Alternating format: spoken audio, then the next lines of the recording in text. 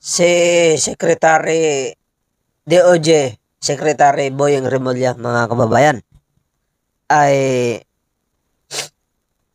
ipapasampina na po itong si Gutisa na dinala ni Marcolita sa Senate. Dahil, 'di ba, awang-awa po ito si DOJ Boyeng Remulla dito kay Gutisa. At hindi po niya alam kung ano na nangyayari dito dahil simula raw po ito na pinatawag sa Senate, dinala ni Marcolita. Ito raw si Gutisa, mga kababayan, ay naglaho na parang bula. Kaya ang gagawin daw ngayon ni DOJ Boyeng Remulla ay ipapasampina itong si Gutisa para humarap po sa Senado ay sa DOJ at para patunayan ang kanyang mga sinasabi. Dahil humiling daw po ito, mga babayan, humiling naman talaga ito si Gutisa na ilagay siya sa protection. 'Di ba? Pero nung tinanong siya ni Bato de la Rosa kung kaya mo, ayun, kaya niya. Yun nga lang, bigla po nagtago. Yeah. Kaya si Boyeng nagsalita po ito at ipapasampina po niya, mga kababayan, itong si Gutisa. Pakinggan po natin. Pasasampina na ng Department of Justice si Orly Gutesa, ang umano'y dating security aide ni dating Congressman Saldico. Ito'y dahil nga hindi na nagpapakita ngayon si Gutesa matapos ang malalaking revelasyon nito sa pagdinig sa Senate Blue Ribbon Committee. Ayon kay Justice Secretary Jesus Crispin Remulla, kailangan niyang makausap si Gutesa dahil kukumpirmahin niya ang mga nakalagay sa sinumpaang salaysay o affidavit nito. Ang hawak ko nito yung affidavit, copy ng affidavit ni Gutesa na nakuha ko sa Senate. Kasi mga kababayan, sa totoo lang, nagtataka rin ng taong bayan dito kay Orly Gutesa kung saan na ba talaga ito napupunta. Kung may katotohanan ng kanyang sinasabi, bakit hindi siya nagpapakita? 'Di ba? Ganun lang katunan. Kasimple. Kung hindi siya, kung tuluyan na po siya magtago at hindi po siya magpakita, ibig sabihin, yung mga pahayag po niya sa Senate ay isang paninira lang sa mga idinawit niya. Diba? Pagkatapos siya siraan, pagkatapos niya manira, bigla siyang maglalaho na parang bula at hindi na siya magpapakita.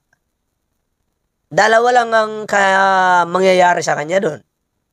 Kusa siyang nagtago dahil tapos na ang kanyang paninira, or itinago siya, di ba, sa kanyang safety. Pero kung talagang tinago siya, di ba dapat haharap ka na ngayon sa DOJ? Kasi pinapatawag ka na para patutuhanan ang mga sinasabi mo sa loob ng Senado na sangkot ito si ganito, sangkot si ganyan. Di ba? Yan ay, opinion ko lang yan, mga babae, na kung talagang may katotohanan ng kanyang sinasabi dito. Okay. Kaya, ayun, sa, ano ba to, paragraph 24 ba to?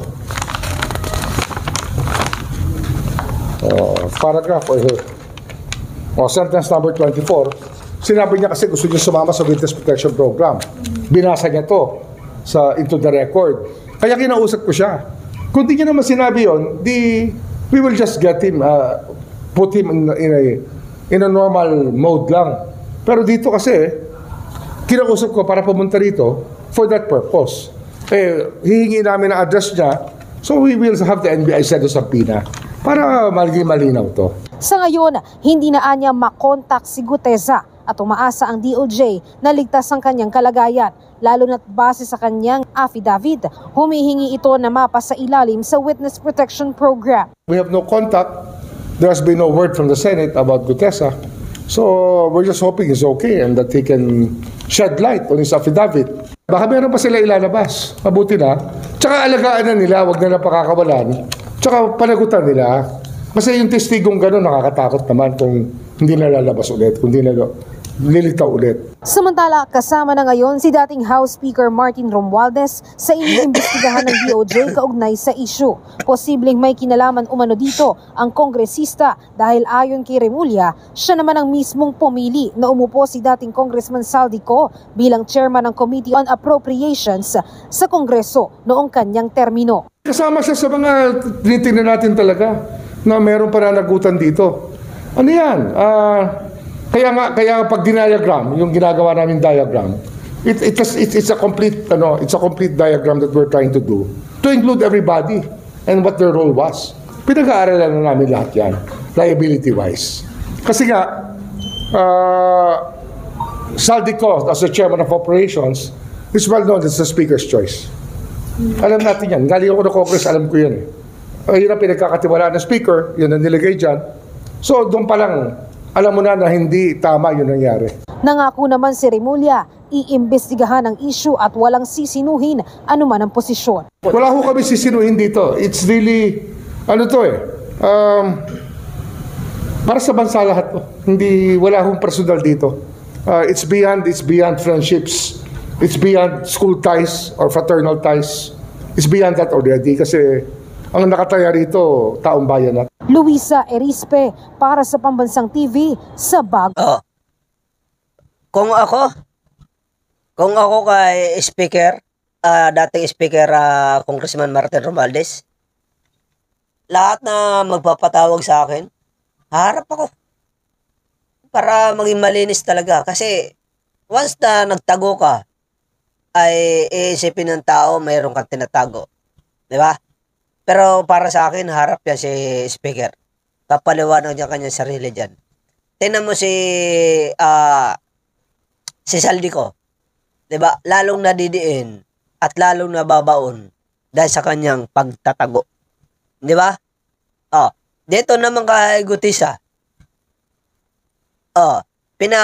Ipapasampina ka na. Kaya nararapat lang na ikaw ay lumabas na. Kung tinatago ka man ng mga DDS, senador, at kung sino man yung nagtatago sa'yo dyan, ay nararapat lang po na ilabas nyo na po ito si Gutesa para patotohanan ang kanyang sinasabi kung talagang nagsasabi siya ng totoo.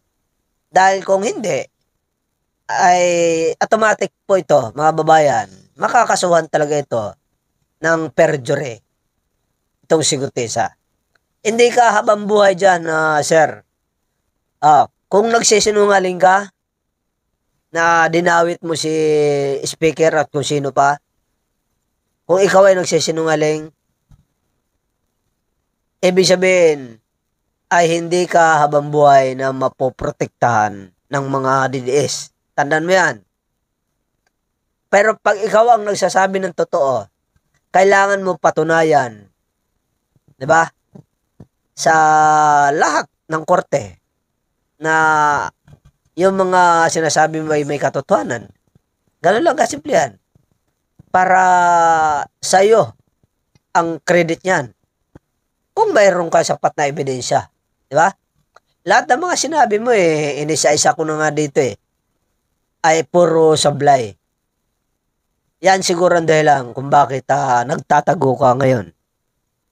Kung hindi ka naman nagtatago, kailangan nyo na po lumabas.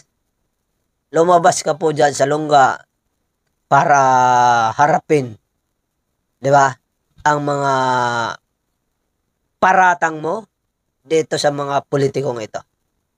Kailangan talaga mapatunayan mo yan Mas maganda yung may ebidensya ka talagang hawak. Di ba?